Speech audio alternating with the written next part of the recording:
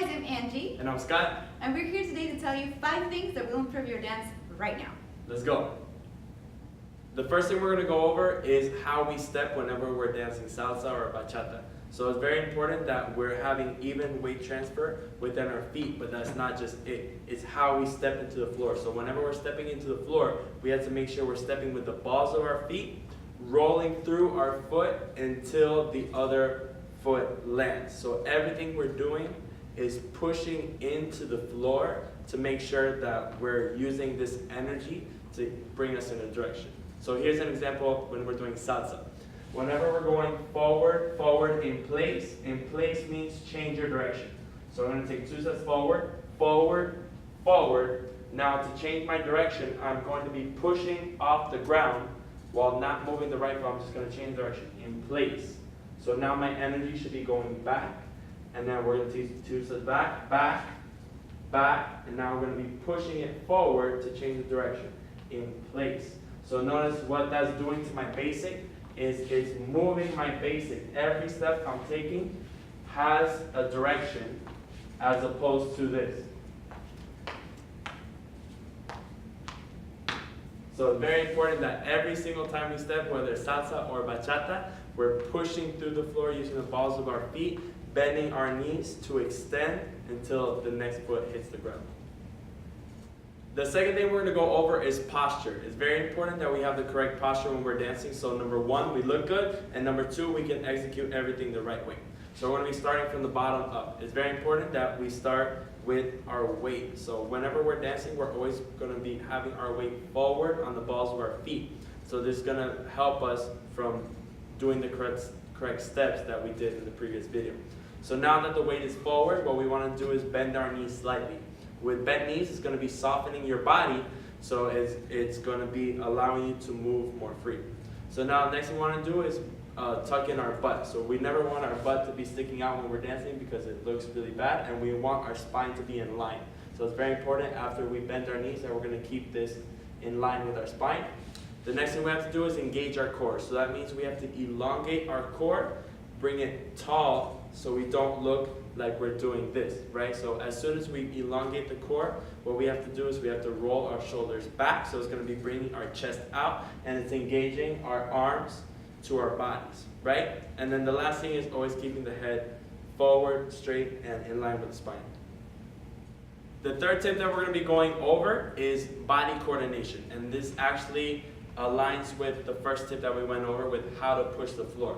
When we're naturally pushing the floor and we're using the floor to push off, what's happening is we're having natural hip movement here, right? So now all we have to do is make sure our upper body and our lower body are always going separate ways. So whenever I step with my right leg, my rib cage is going to be moving to the right, which makes my hips go to the left.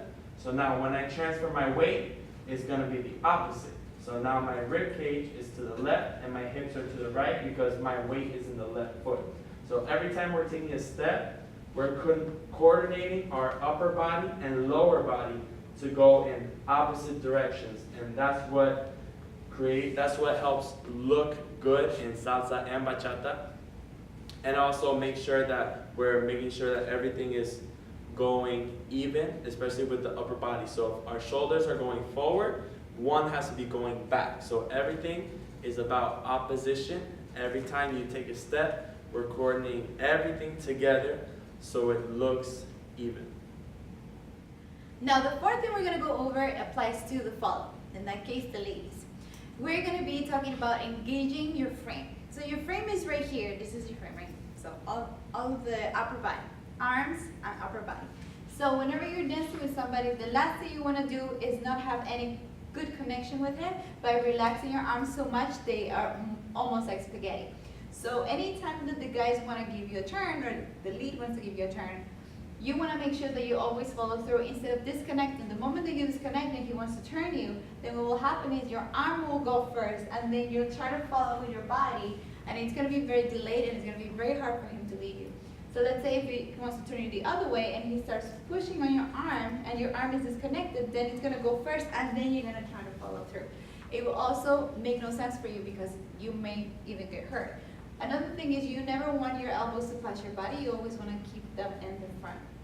So whenever he gives you any type of turn, let's say for example a left turn, where the arm comes through, the moment that he starts pushing through, you need to start moving right away. So your arm always goes with your body.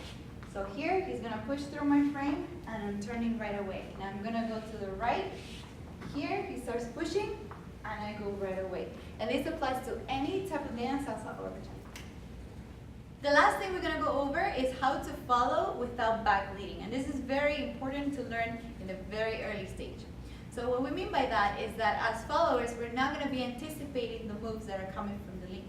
So for example, if we're dancing and the lead bring an arm up, either or arm, that doesn't mean anything until he actually gives us a direction. If we're turning, for example, or if we're going forward or back, we have to wait for him to give us the signal first and then the direction. So if, for example, we're doing that salsa basic step, I'm following this, and the moment that he brings a hand up, it doesn't mean turn. So right away, I'm not gonna take the steps to turn myself and go under. I still have to wait for his lead. So that means that if I'm doing a basic, and we're gonna go into a right turn, even this right here doesn't mean anything yet. This doesn't mean anything yet. I'm not gonna turn until I feel this push happen, and then I'm gonna take that turn. So if you do it really, really slow, you realize that when I'm here, my energy is still going forward, and I'm waiting until I feel this energy on my arm, and this is why it's important to keep your frame engaged so that you can feel that through your frame and you can follow through with that turn, and it applies to any dance as well. We hope you guys enjoyed this video of 5 tips to improve your dancing, and we're looking forward to you applying this in class. Yes, if you guys have any questions at all, please feel free to come see us before or after class. We love questions, we love to help you, and that's why we're here. See you next time.